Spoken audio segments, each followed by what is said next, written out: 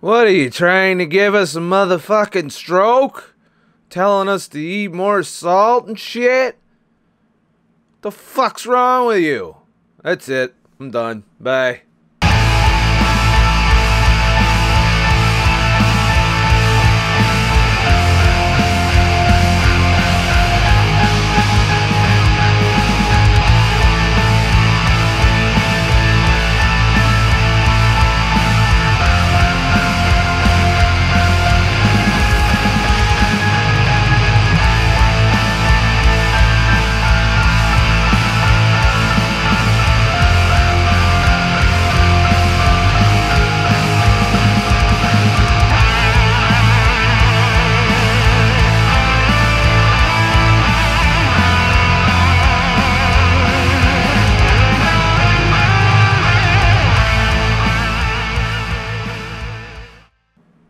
Welcome to I think it's a regular video, or maybe it's a motherfucking vlog, or maybe it's both. I don't know. But I'm putting out a video every day, so who gives a shit what I fucking call it, right? But I'm going to edit this one because I think it's an important topic, especially for those trying to keto adapt. Trying something new with the motherfucking daily vlogs. I'm going to try and go through my comments both on YouTube and Patreon, of course giving preference to the questions that my patrons ask or the subjects that my patrons would like to bring up. But if they choose not to do so, I will go to the pool of YouTube and address questions that way. And these are going to be comment. Don't get butthurt if I don't ever fucking pick your comment. It's going to be comments that I think would benefit everyone. Or questions that I think a lot of people are going to have. Because as you know, for the comments I come across that I respond to, I actually do write a response to most of them. The ones that, aren't pimping out supplements and websites and shit. But, people that are asking for a little bit of help, if I come across one of those comments, which takes a while, but I tend to respond directly. But if I come across a comment that I think everyone would benefit from a video from, and what spurred me to this was this comment submitted by Porkio123. Hi Scott, I wonder about keto though, because you have to take extra salt and watch potassium on the diet. That concerns me. Well, that's true. We have this fear of salt. And we've been told for most of our, adult lives, along with that sugar and carbs are good for us and fat is bad for us. We've also been told that salt is bad for us, and as a result, many foods are formulated, not all of them. It's the standard American diet, so you're going to get a lot of salt in the standard American diet. But if you're trying to eat healthy processed foods, they're going to lower your salt. And the current recommendations for sodium are actually a lot lower than science has proven that we require for survival. Our bodies are salt-handling motherfucking machines. Alright? And salt is a very important part of that. So, when you go keto, salt is mainly stored in intracellular fluid, i.e. water weight. And if you overdrink water without consuming enough sodium, you flush your system of sodium. If you are dehydrated, you are low sodium. There's all kinds of issues where your sodium level drops. The great thing about your body is it's not going to be like, oh, you're not going to be walking around feeling like $1,000,000 realizing that, just suddenly, oh, go and get a blood test. Oh, your sodium. No, that's not how it works. Your body's going to fucking let you know when you're getting low on sodium. And you're even going to crave salty foods as a result of going low sodium. However, when you go keto, you see, most of the people that are carb burners are fucking carrying around shit tons of water and shit tons of salt because they're eating the standard American diet, which is not gun shy in the amount of salt. One trip to McDonald's, you probably got enough salt to last you a fucking lifetime in your water weight until the water weight goes away. And so these aren't issues commonly, experienced by people on the standard American diet because they have unusually larger sodium contents. And science is revealing that that might not be as much of an issue. Salt's gotten the bad rap when it comes to stroke and heart disease, when the real culprit has always been sugar.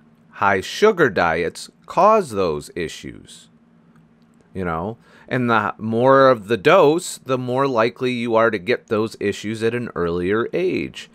If you have if you're pretty moderate and try to be healthier with your diet, eat more whole foods, but you still have a lot of carbs and sugar, you can live to your 90s, 80s, 90s, and probably not have a stroke, but you will get one eventually, or a heart disease. I don't want to get into all the problems with sugar because sugar is pretty much the devil that has got us all here to the obesity epidemic, metabolic disease, heart disease, stroke. All of these metabolic diseases can be traced back to fructose, which is mainly delivered to us via sugar and high fructose corn syrup in 80% of processed foods in the grocery store.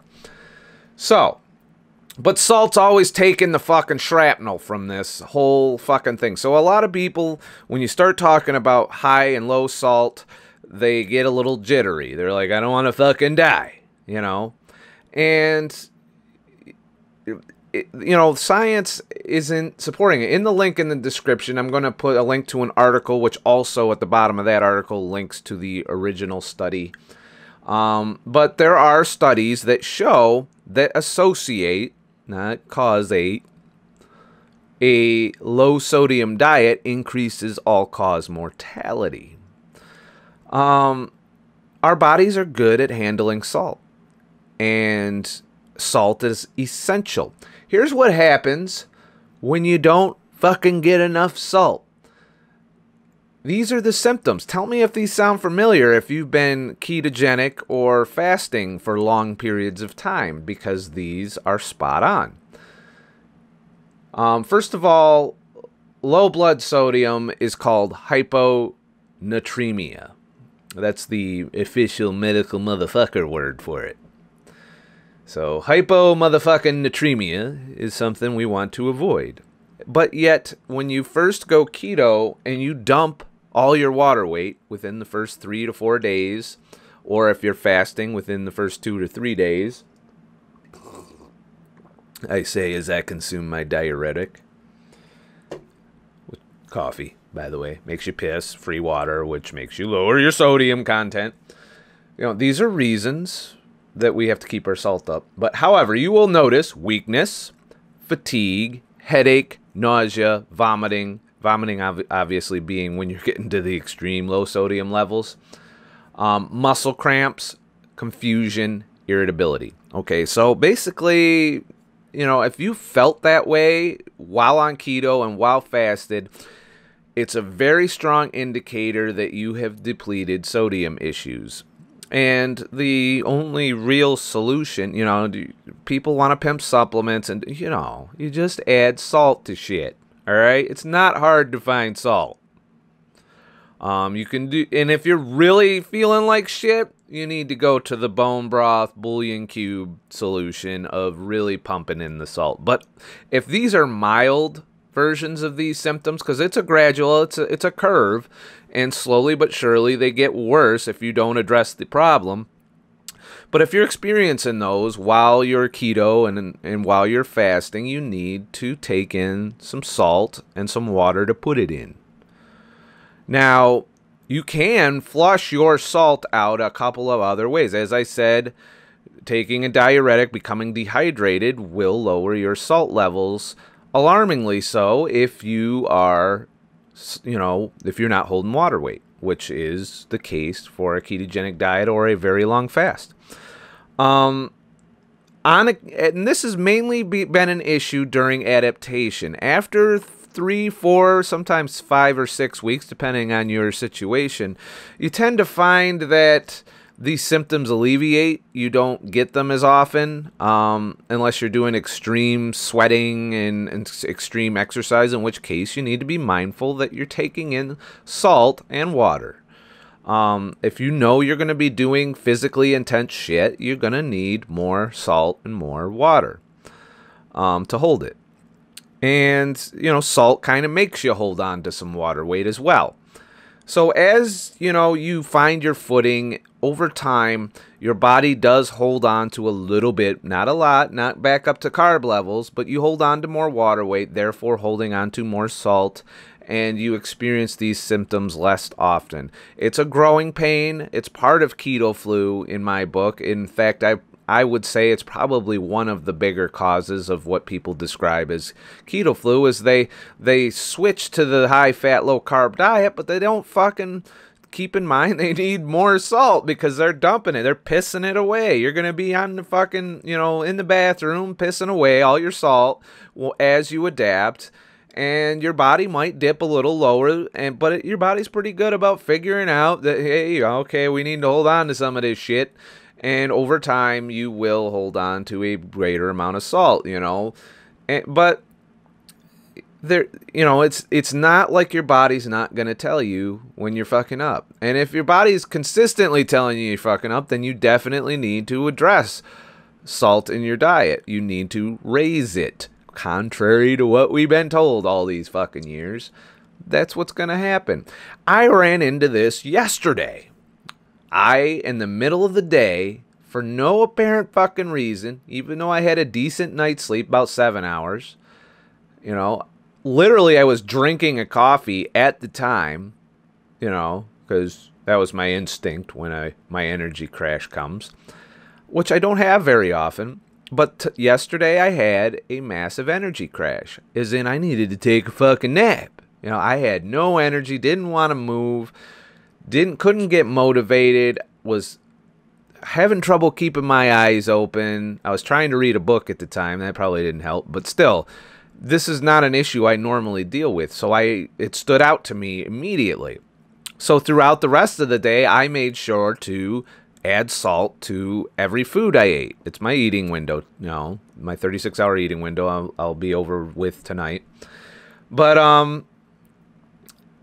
started to add salt to things, and by the probably 2 or 3 hours after I ate, hey, that's about how long it takes to fucking digest shit. Yeah, I felt better and normal, and I feel good today. So. And according to my weigh-in this morning, which was 189.9, I'm holding on to some fucking water weight. It's good. My body reacted. My body said, hey, that wasn't cool.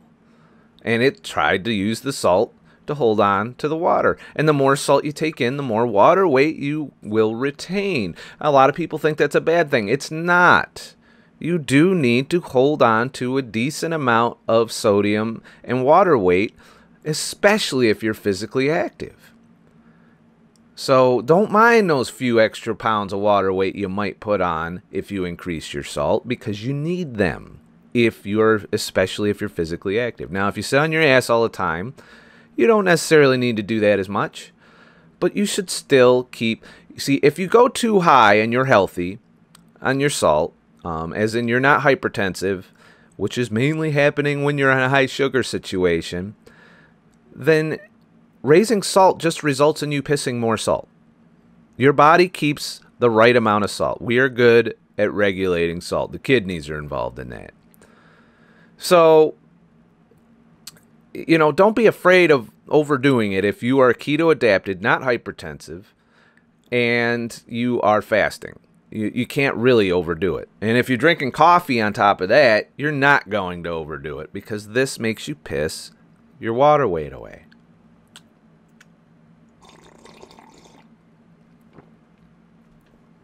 Now, salt is just one of the electrolytes to be concerned about. Another couple of electrolytes you need to worry about are potassium If you're keto, calcium isn't ever going to really be an issue, because if you eat a lot of cheese, you got calcium. Any dairy, you got calcium, you know. And of course, a lot of the meats too. And magnesium, which can be an issue if you're not eating enough leafy green vegetables, or if those vegetables are low quality, as in grown in low quality soil, which is the case. So you got to eat a lot of them to really up it.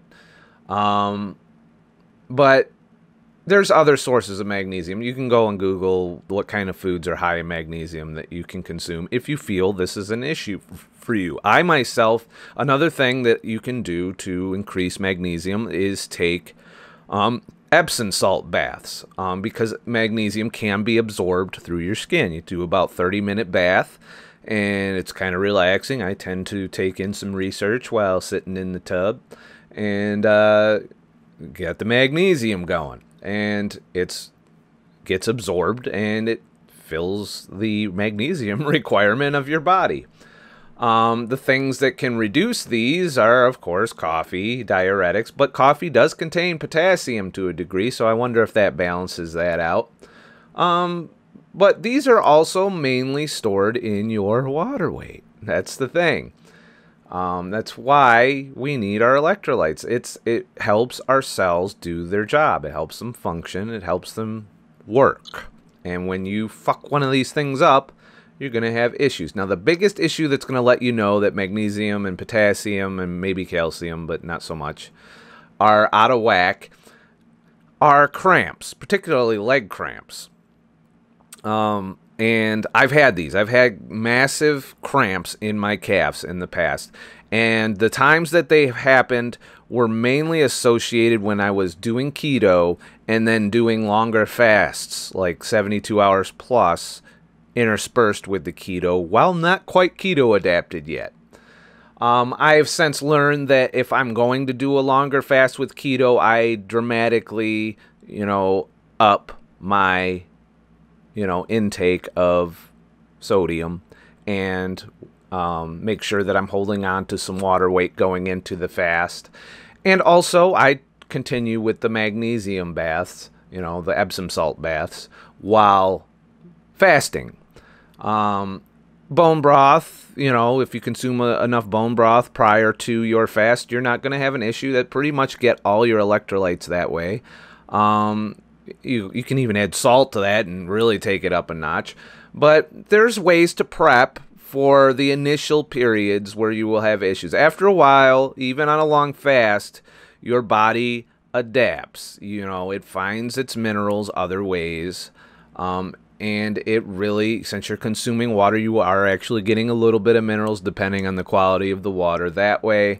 And some people do supplement with bouillon cubes and bone broth and, stuff like that. So you just got to be a little mindful. It's not a reason to not do it. It's how we were supposed to work, when we were hunter-gatherers, 10,000 years ago, before we learned how to grow shit and fucking domesticate animals and shit. Believe me, we were fine. That's what you got to think about, the common sense. We fucked ourselves up. We got to reverse that fucking up. But, you got to just keep in mind that we didn't require all this fucking focus. Our bodies were in tune. Our bodies regulated their own weight. They made us crave things that we needed, and we weren't fooled. If we had a salt craving back in the hunter-gatherer days, we ate some fucking, cracked open some bones and sucked some marrow out and did all kinds of shit, ate some fat. We really gorged ourselves on the things we killed or the foods that we sought. If we had sweet cravings, we would try and find fruit, which wasn't always easy to find.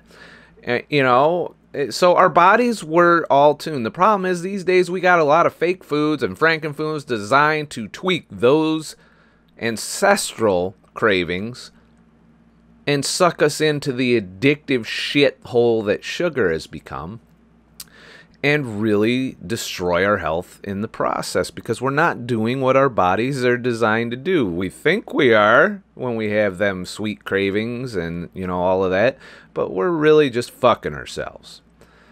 So, the science is out there. Don't just take my word for it, because I'm not a fucking expert. Don't worry, I'm not in the video yet. But I do want you to research this and become comfortable with the science and the knowledge that is current on this issue. It's not hard to find, you know, just Google, you know, low sodium mortality, and you will find the actual study or a summary article. You know, the way it works, a lot of researchers start writing articles after a new study is published, and so on and so forth. So you're going to find the study. You're going to find, I'm also putting a link in the description to an article that sums up the study, but it's been mentioned on multiple lectures and books that I've read on the subject, at the importance of salt and how we've got it that wrong, in addition to the fat is bad for you paradigm that's been pimped on us for the past 40, 50 years. So, you know, I always encourage you guys to do your own homework. I'm sharing knowledge that I did.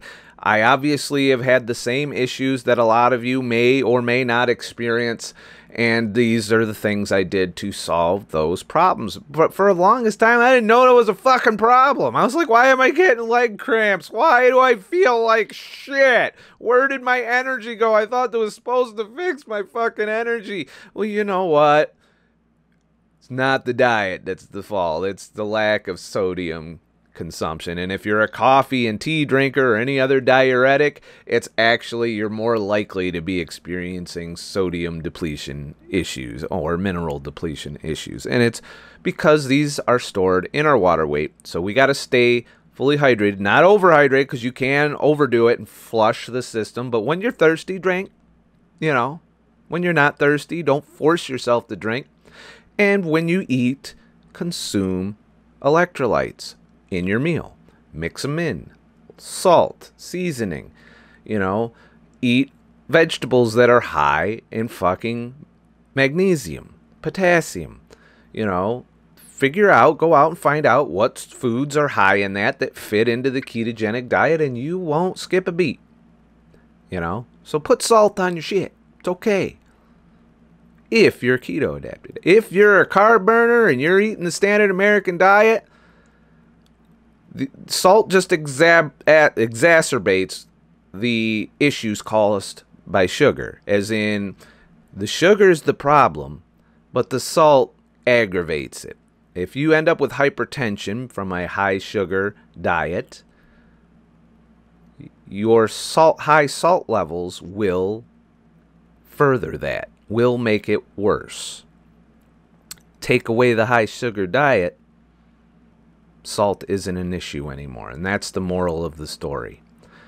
So you got to realize, when you switch to being a fat burner, when you become ketogenic and you adapt in 6 to 8 weeks, usually 6 weeks, 8 weeks if you're really fucked up.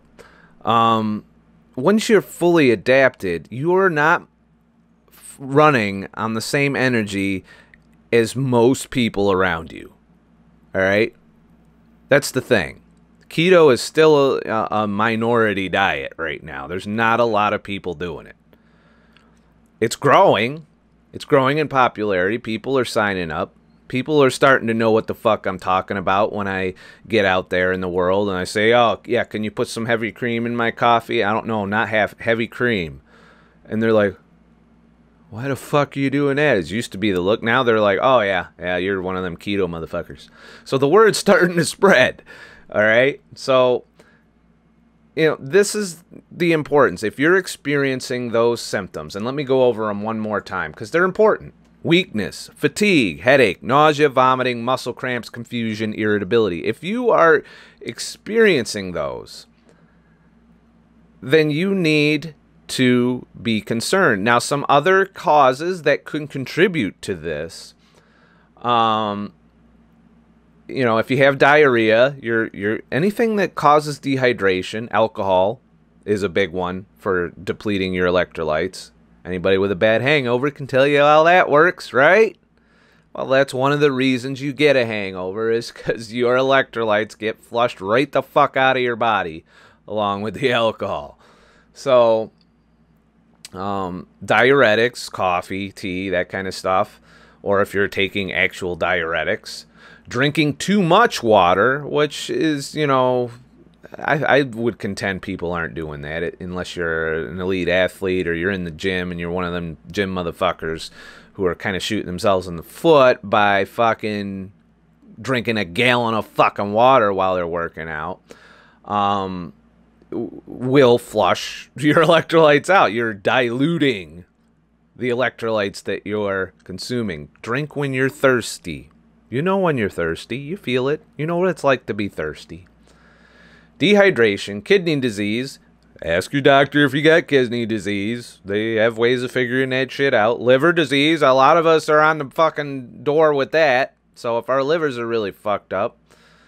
If you've had heart problems, more than likely as a result of a sugar-laden diet, then you need to be concerned with sodium, obviously, and eating too much as opposed to too little. But if you're keto, you're going to need more than someone who's not. Adrenal disorder, hypothyroidism, polyposis, you know, there's other, you know, conditions that can cause this. So by all means, figure out if you're one of those motherfuckers, you know.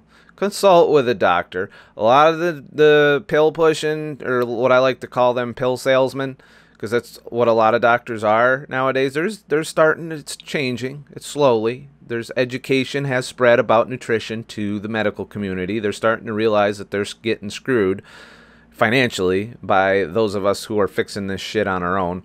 And going in and saying, look, I ain't doing that. No pills for this. I want to figure out how to do it with diet because we know diet can work. And it can work in a way that doesn't profit Big Pharma. So without getting onto that fucking battleground, needless to say, determine if your doctor is naturopathic or if they, as in they want you to cure it on your own without the drugs. Rare, by the way. Or one of them, you know, pill salesmen that all the prescription drug commercials recommend you talk to your doctor. Blah, blah, blah, blah, blah, talk to your doctor. Blah, blah, blah, blah, blah, talk to your doctor. May cause depression, anxiety, death, fucking heart disease, stroke, blah. But it'll fix this other little problem. Talk to your doctor. You know, if that isn't a wake-up call where our medical system is, I don't know what is. You know, when they started advertising fucking prescription drugs and all you had to do is go talk to your doctor, makes you wonder what they tell the doctor that made them fucking the pimps of the fucking pills. But leaving that aside, if you have severe health issues, you should consult a doctor. They're going to be really finicky if you have heart disease. So it's up to you to educate yourself and decide what you want to do based on the knowledge you gain. Don't take my word for it. Don't take a doctor's word for it. You know, you ultimately hold the key to the knowledge that is out there. And you should try the things that you think will work for you. This is advice I'm giving based on my issues with this particular subject, which I have encountered all of these symptoms at one point or another in my 2.5 years of fasting and keto experimentation.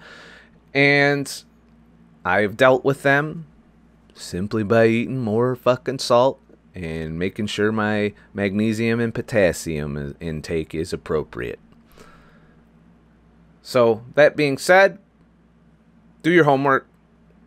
This, you know, I share my experiences, but I don't expect you to just take my word for it. I always want you to continue to go out there to find the knowledge to support what I'm saying, and it's out there before you make your decision. Don't let me be the one that made you decide to do shit, all right?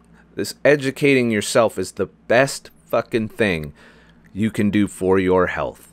Read the articles, study, learn, watch lectures given by PhDs and doctors in this area, and find out if it's right for you by trying these things. Once you have educated yourself enough to be confident that you want to give something a try, that's how you find success. It's learning how your body works, learning how your shit functions, learning the effects of different things that you put in your mouth on your body will give you the fucking key to the lock of health.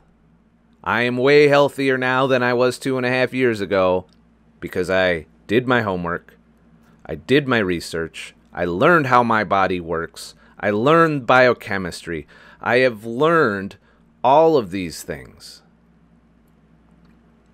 You know, endocrinology.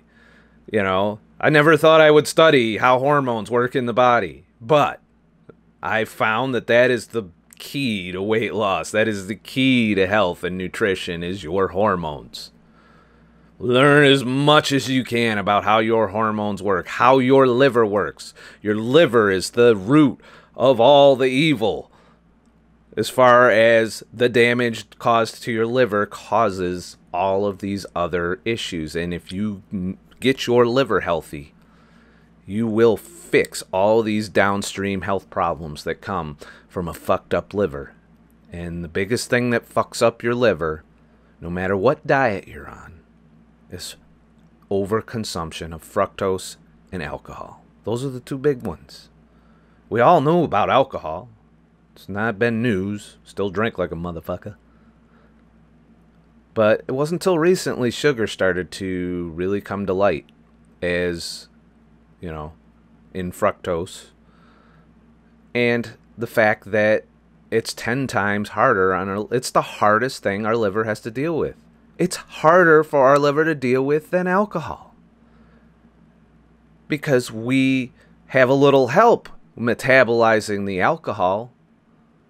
You know, our brain metabolizes it. Some of our muscles can use alcohol for energy. So not as much is dealt with in the liver.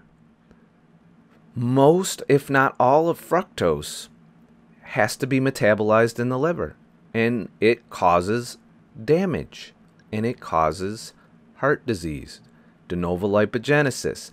And it's not making happy fat. It's making low, dense LDL, which clogs your arteries, which gets into your muscle and liver cells and increases insulin resistance.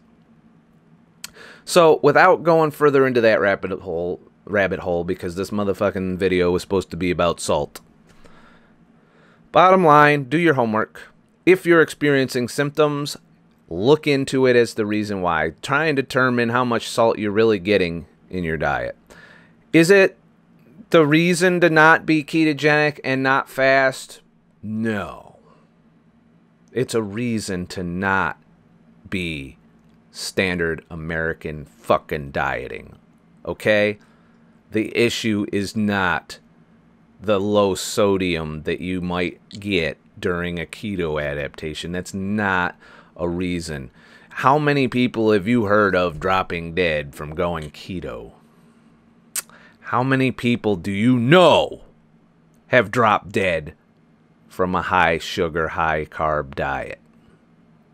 And I'm willing to bet most of you know somebody that has died because of their diet. We might not have known why for a long time, but now that if you've been watching me a while, now that you know what sugar does, what a high carb diet does, what the bad fats and inflammation do, once you have known that, I'm willing to bet if you took a look at the people you've lost in your life, and I've lost a few myself, that you now know that it could probably be prevented or have been prevented had this knowledge gotten out there sooner, had we not turned left when we should have turned right back in the 70s when fat became demonized instead of sugar. I'm currently reading Pure, White, and Deadly, the book that went up against Ansel Keys and got shot the fuck down and pretty much busted out of print. Hard to find nowadays. I think there was one copy on Amazon and a friend of mine picked it up, someone who I'm helping go keto.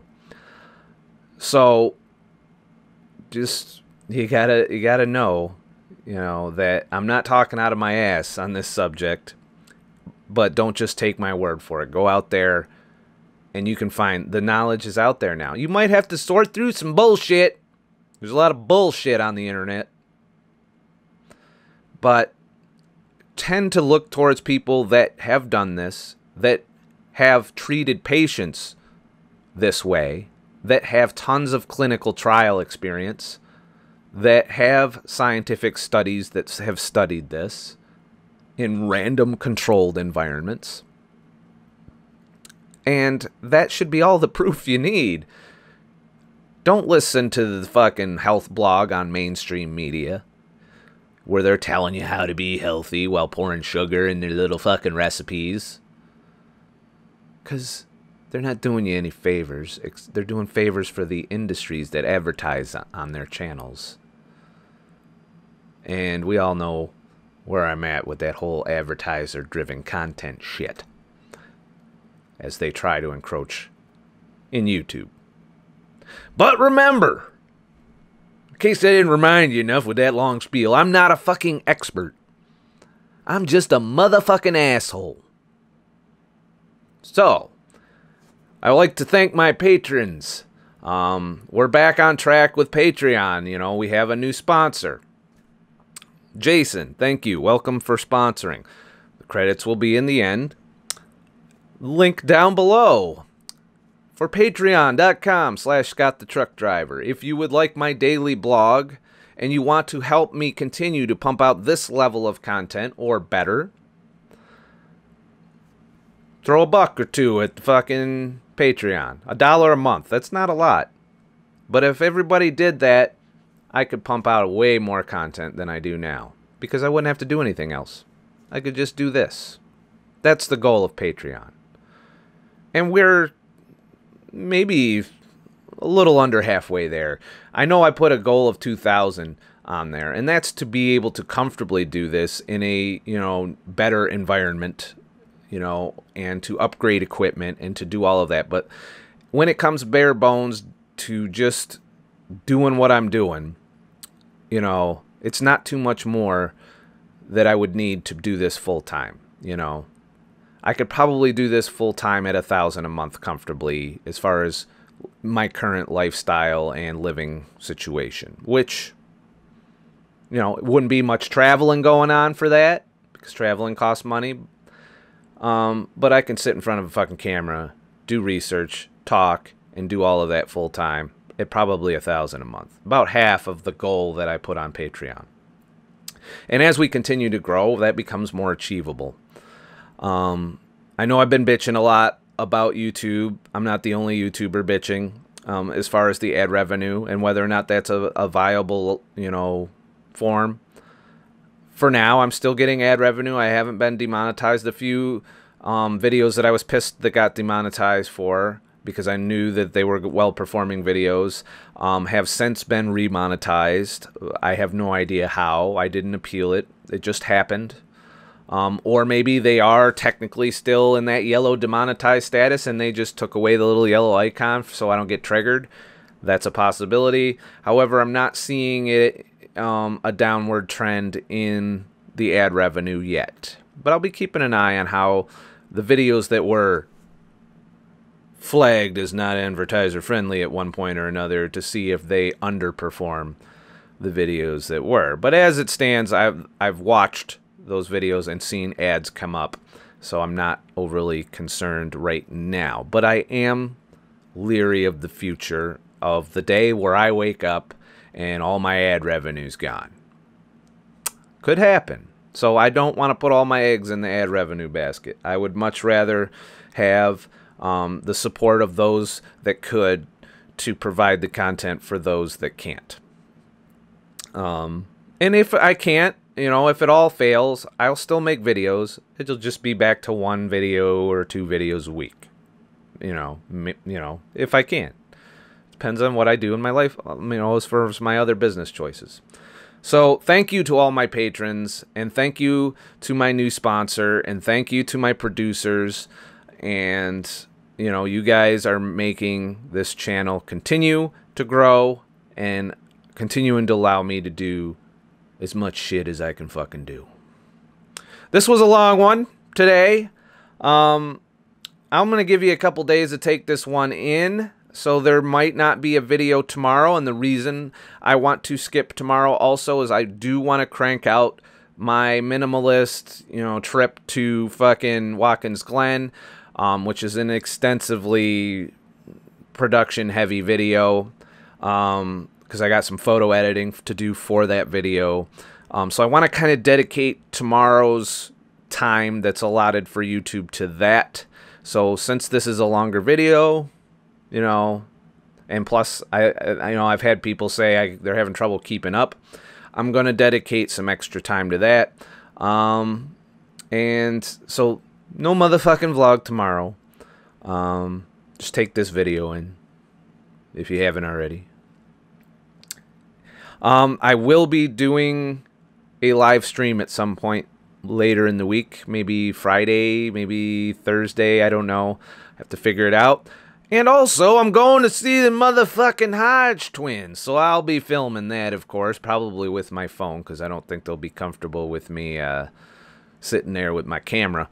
But I'm going to try and catch some Hodge twins and maybe do the little, hey, with me and the phone, hey, how you doing? So that's that. But have a nice motherfucking day and shit.